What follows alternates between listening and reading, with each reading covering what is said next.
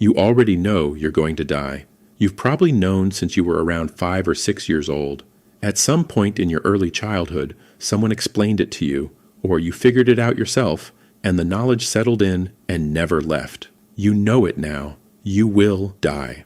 And yet you are not paralyzed by that knowledge. You are sitting here, thinking about other things, living your life as if the ending of it is not an event that is actively approaching. That is not strength. That is not acceptance. That is a very specific mechanism in your brain working exactly as it was designed to work.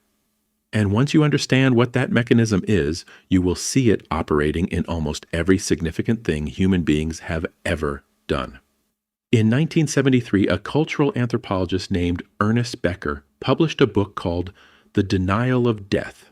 It won the Pulitzer Prize the following year, just after Becker himself had died of cancer.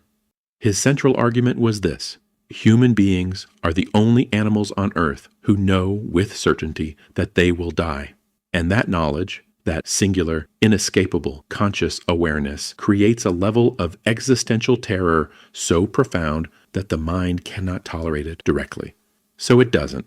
Instead, the human brain constructed, over thousands of years, an elaborate set of psychological defenses against the awareness of death. And Becker argued that those defenses are not just habits or coping mechanisms. They are the engine of human civilization: religion, art, politics, philosophy, war, legacy, achievement. All of it, Becker argued, is organized around one fundamental problem: the fact that we know we are going to die, and we cannot accept it.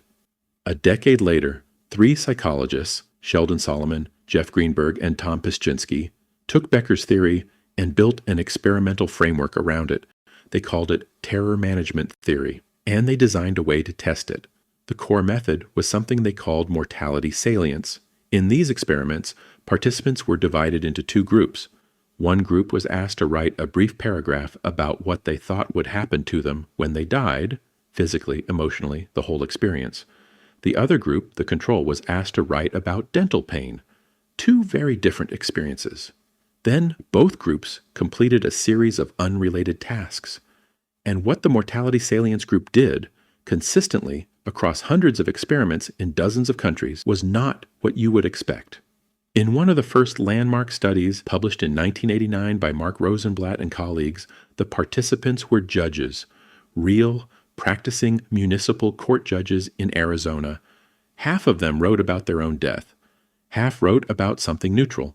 Then both groups were asked to set bail for a defendant described as a prostitute, someone who violated mainstream social norms.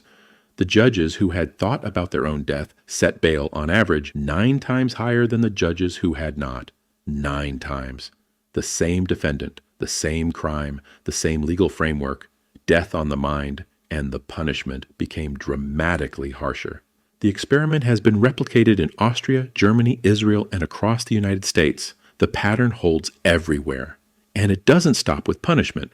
Mortality salience makes people more aggressive toward those who hold different political or religious beliefs. It makes people more nationalistic, more drawn to charismatic, authoritarian-style leaders. In one study, participants who had thought about death donated significantly more money to charities aligned with their own cultural identity, and significantly less to charities associated with other groups. In another, just reminding people of death made them more likely to support military action and extreme political positions. The researchers found the effect even worked subliminally. When the word dead or death was flashed on a screen for just 28 milliseconds, too fast to consciously register, participants still showed measurable changes in their worldview defensiveness. The threat doesn't need to reach consciousness to trigger the defense. What is actually happening in the brain during these moments?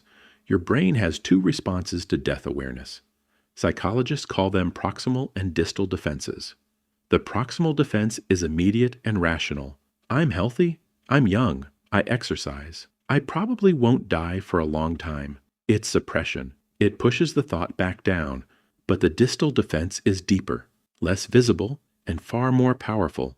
It is the investment in symbolic systems that feel larger and more permanent than an individual life. Your cultural identity, your religion, your nation, your legacy, your children, your achievement. These things do not technically protect you from dying, but they make death feel less significant.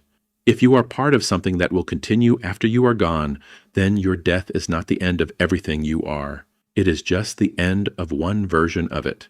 This is what Ernest Becker meant when he talked about immortality projects. The idea that humans do not simply accept mortality, they construct systems designed to transcend it. The Egyptian pharaohs did not build pyramids because they needed storage. They built pyramids because they needed to believe that something of them would be permanent in a world where nothing is. The medieval cathedrals of Europe were built by people who would never see them finished. That was the point. The building outlasted the builder, and in outlasting him, it contained him. Sheldon Solomon, one of the architects of terror management theory, summarized it simply. When we become aware of death, we need to feel that our lives matter, that we are more than biological animals who eat and reproduce and disappear. Here is what may be the strangest part of all this. Your brain cannot actually simulate its own non-existence. When you try to imagine being dead, truly dead, with no consciousness, no sensation, no perspective, you run immediately into a limit. Because in every act of imagining, there is still a you doing the imagining. The silence you imagine is still heard by someone. The darkness you picture is still seen by someone. Your brain has no template for the complete absence of itself. It has never experienced that. It cannot model it. Neuroscientists describe this as a fundamental constraint of conscious experience.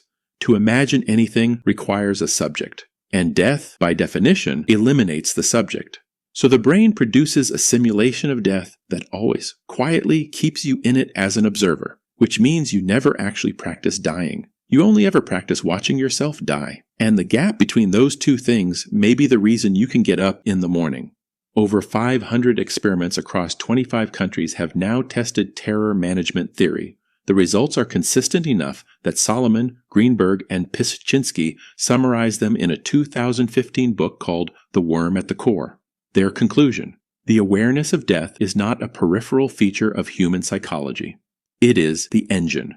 Nearly everything that makes human beings distinct from other animals, art, religion, culture, law, legacy, the need to feel that our lives are meaningful, emerged, at least in part, as a response to the single terrifying fact that we know we are going to die and we cannot stop it. You are not paralyzed by that knowledge today because your brain built an entire civilization to absorb the shock. The philosophies, the faith, the families, the achievements, the monuments, the art, all of it is in part the species learning to live with the one fact it cannot undo.